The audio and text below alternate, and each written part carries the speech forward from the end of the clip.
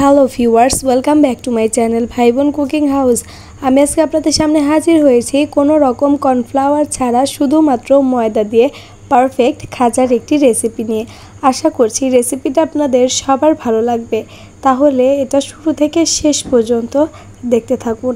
রেসিপিটা তৈরি করার জন্য আমি এখানে নিয়ে নিচ্ছি 1.5 কাপ ময়দা, দিয়ে দিচ্ছি পরিমাণ মতো লবণ, দিয়ে দিচ্ছি আমি 3 টেবিল চামচ পরিমাণ সাদা তেল।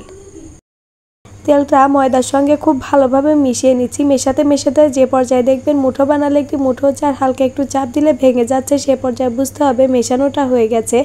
এবার অল্প অল্প করে স্বাভাবিক তাপমাত্রার পানি দিয়ে একটি সফট খামির তৈরি করে নিচ্ছি। খামিরটা খুব ভালোভাবে মাখিয়ে নিতে হবে। আর মাখিয়ে নেওয়া হয়ে গেলে এটা আমি রেস্টে রাখবো 2 ঘন্টা। অবশ্যই এটা 2 ঘন্টা রেস্টে রাখতে হবে। ফিরে এলাম 2 ঘন্টা পর। এর মধ্যে অনেকটাই এটা সফট হয়ে গেছে। আবারও 3 থেকে 4 মিনিট ভালোভাবে এটা আমি ময়ান দিয়ে নিচ্ছি। আর এবার আমি ছোট ছোট করে লেচি কেটে নিচ্ছি। ঠিক যেভাবে আমরা লুচির জন্য লেচি কেটে নিই সেভাবে লেচি কেটে নিচ্ছি। আর এটা আমি রেস্টে রাখবো আরও 30 মিনিট। ফিরে এলাম 30 মিনিট পর। এবার একটি লেচি আমি নিয়ে নিচ্ছি আর ওপরে ময়দা ছিটিয়ে একদম পাতলা করে এটা আমি বেলে নিচ্ছি। এটা অবশ্যই একদম পাতলা করে বেলে নিতে হবে। বেলা হয়ে গেলে আমি দেখিয়ে দিচ্ছি ঠিক কতটা পাতলা করে এটা বেলতে হবে।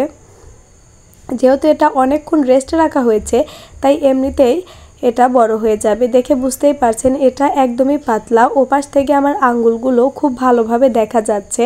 এরকমভাবে বেলে নিতে হবে। সবগুলো আমি বেলে নিয়েছি আর মাঝখানে আমি ময়দা ছিটিয়ে ছিটিয়ে রেখেছিলাম, সেজন্য এগুলো আটকে যায়নি। আর এবার রুটিটার ওপরে আমি ময়দা ছিটিয়ে নিচ্ছি। দুপাশটাতেই ঠিক একইভাবে আমি ময়দা ছিটিয়ে নিচ্ছি।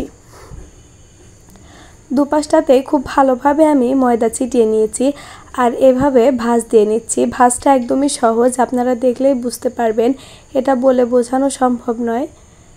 এইভাবে আমি ভাঁজ দিয়ে নিচ্ছি।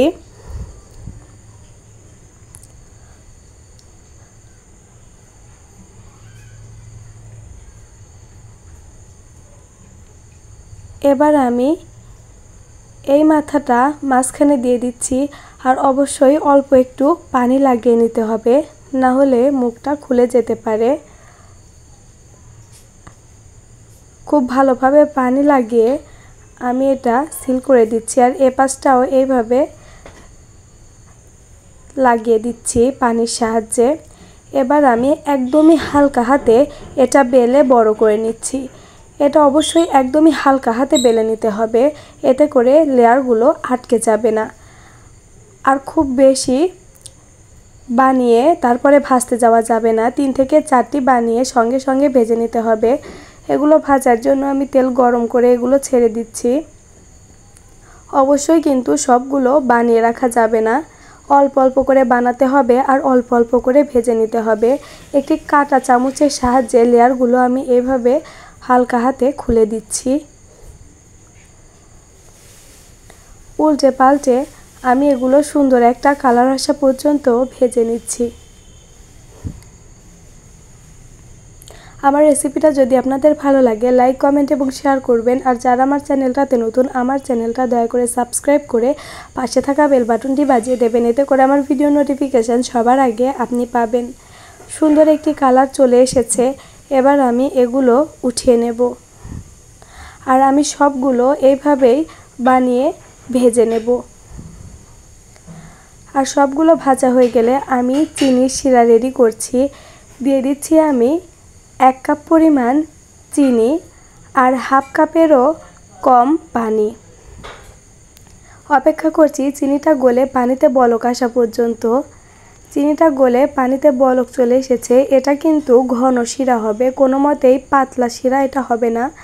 এবার আমি গরম শিরার মধ্যে পিঠাগুলো দিয়ে দিচ্ছি আর হালকা একটু এপিট ওপিট চুবিয়ে এগুলো তুলে নিচ্ছি। সবগুলো আমি একইভাবে করে নিয়েছি। আর এগুলো ঠান্ডা হওয়ার পর এই খাজার গায়ে এমনিতেই চিনির একটা প্রলেপ পড়ে যাবে, যেহেতু চিনির শিরাটা অনেক ঘন ছিল। দেখে বুঝতেই পারছেন এটা কতটা লেয়ার বিশিষ্ট হয়েছে, তাও আবার শুধুমাত্র ময়দা দিয়ে, কর্নফ্লাওয়ার ছাড়াই।